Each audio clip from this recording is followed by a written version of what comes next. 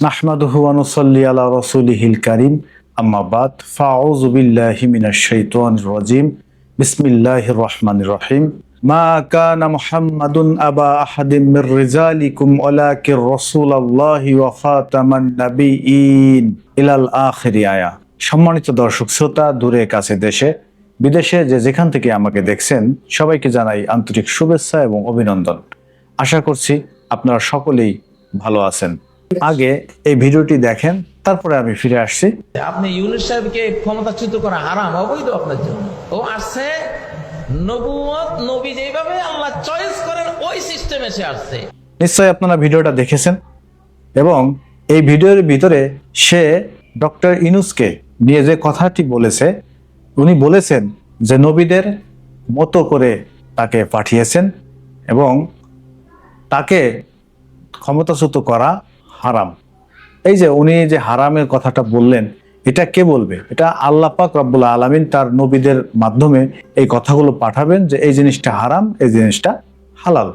অর্থাৎ নিজের দায়িত্ব নিয়ে যখন তিনি হালাল হারামের ব্যবস্থা গ্রহণ করেছেন এবং ফ্যাক্টরি তিনি দিয়েছেন, এটা আমার কাছে সন্দেহ মনে হয়েছে।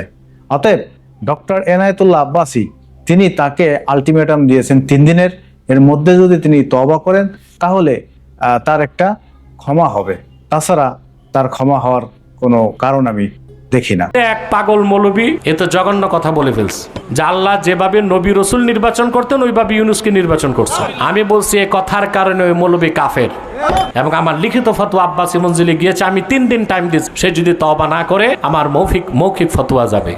দেখেন, এদের মধ্যে আরো কিছু মৌলানারা রয়েছে যারা বলে থাকেন যে ডক্টর ইউনূস তিনি যে পরিমাণ সুদ খেয়েছেন এই পরিমাণ সুদ নাকি শয়তানও খায়নি।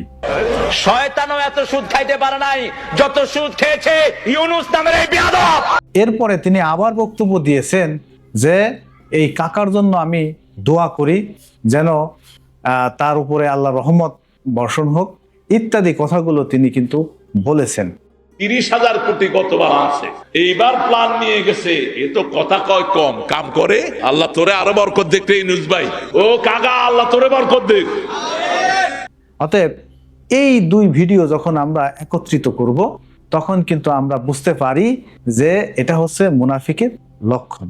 কারণ মুনাফিকের লক্ষণ তো জানেনই 3টি: ওয়াদা দিলে ওয়াদা ভঙ্গ করে, আমানত রাখলে তা খেয়ানত করে এবং মিথ্যা বলে। এবং বুখারী শরীফের আরেকটি হাদিসে রয়েছে যে মুনাফিকের আলামত 4 প্রকার।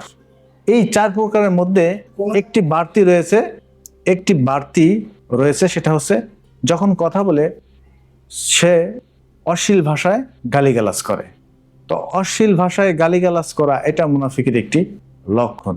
যাই হোক, এরা তো অশ্লীল ভাষায় গালিগালাজ করে না, তবে কূট কৌশলে নবীর শান এবং মান নিয়ে তারা কথা বলে এমন ভাবে যে নবীর শান এবং মানকে বুলন্দ করতে চায় না, তারা বরং মাটির সাথে মিশাতে চায়।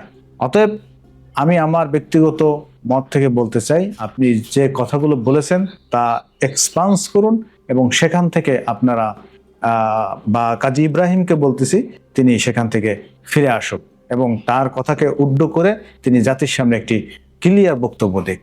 আপনারা ভালো থাকুন।